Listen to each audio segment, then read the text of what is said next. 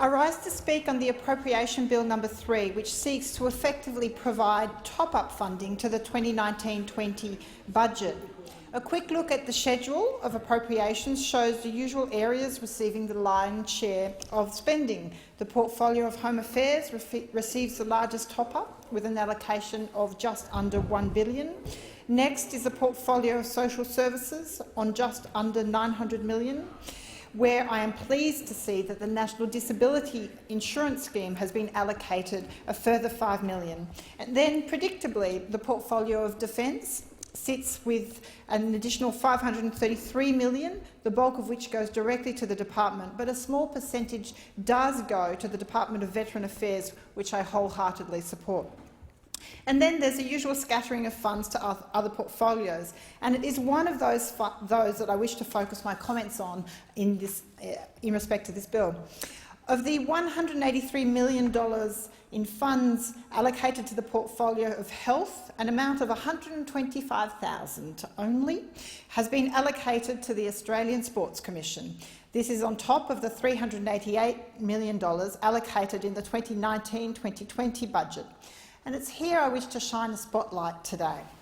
You see, Deputy Speaker, as the shameful sports rot scandal was emerging and the unfolding revelations of the misappropriated funds were being detailed, another saga was bubbling along with the Australian Sports Commission.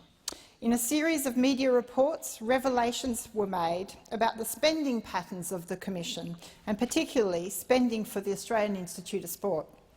Many Commonwealth Games and Olympic Games sports are facing huge funding cuts, some of more than 60%.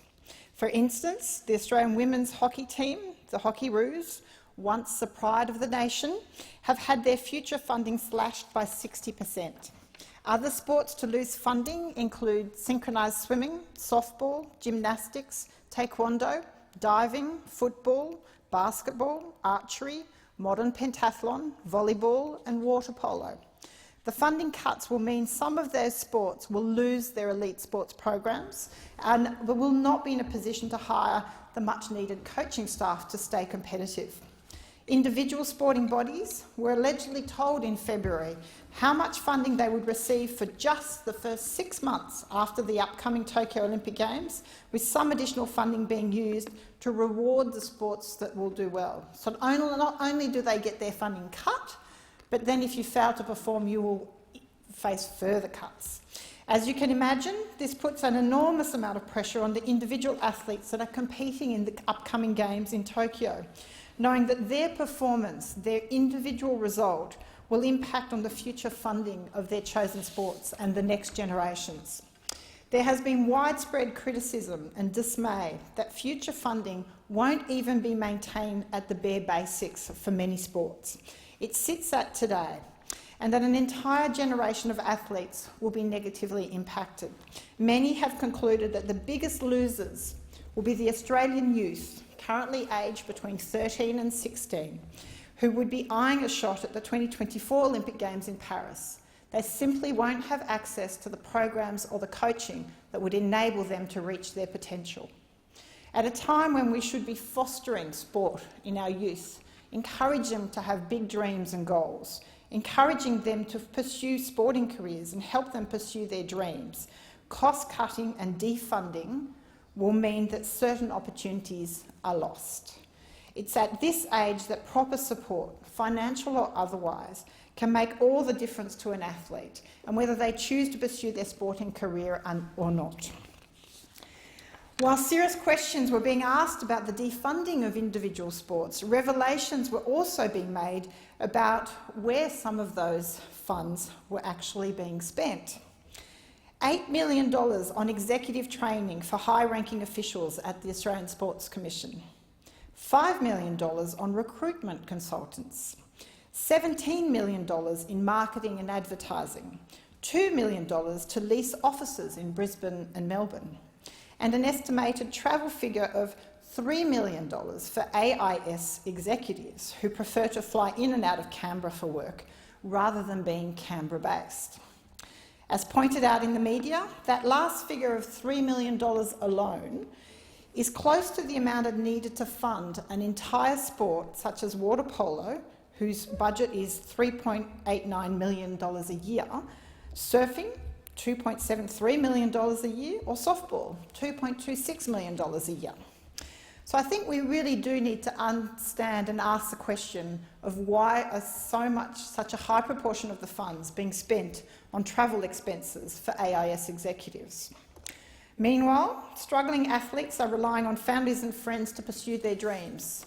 They are doing GoFundMe pages, they are doing raffles, and they are doing everything they can within their community to put together the funds. And I can actually absolutely relate to that as an past Olympic athlete. I remember having to fundraise and have the support of my family to afford to take my skis to the 1994 Lillehammer Olympics, because the funding we received at the time did not cover the excess luggage that I had to pay to actually take my equipment to the Olympic Games. Another example, the national baseball team, ranked number 6 in the world, has been told it will not get any money for an upcoming Olympic qualifying camp because it's not considered good enough to win an Olympic gold medal. Similarly, the under-20 athletes taking part in the World Championships in Kenya in July will have to pay $4,000 for the right to represent Australia. The reality is we are creating a situation where fulfilling one's sporting dreams and aspirations is only for those who can afford to do it.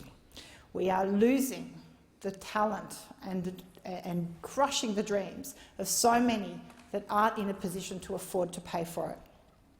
Which one of our past sporting heroes would we have lost under that approach? Would it have been Kathy Freeman? Would it have been Ian Thorpe, Mick Fanning? Which one of our Australian heroes that we celebrate? Sport has always played such a huge part in the Australian cultural identity. Would we give up and say, well, sorry, but funding your sport is not a priority? This current financial mess and uncertainty could obviously jeopardise our success and our prospects at the upcoming Tokyo Olympic Games in July and the Commonwealth Games in Birmingham in 2022, but also our success or otherwise beyond those games for the dreams and aspirations of all the future and all our young people that are thinking about what their dreams might be now. MPs will recall that Australia used to be the envy of the world when it came to our sporting success. We would often use the term that we were punching above our weight, as the saying goes.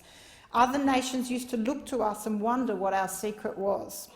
At the Sydney 2000 Games, we were ranked 4th on the overall medal tally in the world, an incredible result for a country of our size. At those games, 16 gold, 25 silver, 17 bronze, for a total of 58 medals. Our tally has gradually been decreasing at every game since. By London in 2012, we had slipped to 8th position with 35 medals, and by Rio we decreased again with 29 medals. And for each one of those Olympic years, funding continued to be the issue, where sport simply cannot stay competitive if funding is not there for the coaching and for the elite level programs. But, Mr Deputy Speaker, this is not just about medal tallies or Australia's love of sport or our desire to do our best or be the best. It's about shaping a culture, creating role models and keeping our community, particularly young people, fit and healthy. The benefits of playing sports are well known: lower obesity rates, better overall health, improved mental health and greater social cohesion. The ripple effects of general health and well-being as individuals and as a nation of sport are widespread, and it is in jeopardy if we start undermining the way we view and fund our national sport program, especially Olympic sports. This is about our national identity, our health as a nation, and it's about the importance of where our priorities lie. What do we aspire to be? Who will be the role models for our kids and grandkids if we simply don't support our young Australians getting to the Olympics and having a chance of being competitive at those Olympics? Mr Deputy Speaker, I've been a director of the Olympic Winter Institute of Australia, which takes care of our winter programs when it comes to Winter Olympic Games. And I know firsthand the challenges of funding. It is a constant struggle, and it's always the families and athletes that are called upon to contribute. Winter sports in particular are consistently disadvantaged in regards to funding in Australia. But our National Sporting Authority must do better. I call on the Commonwealth Government to reassess the funding process, to review the governance in general of the Australian Sports Commission and to support our aspiring athletes. We must be able to have role models, and our youth need to have those dreams. Thank you. I thank the member for Warringah. The member for Ballarat. Thank you, Deputy Speaker. I call your attention to the state of the House. Quorum required. Ring the bells, please.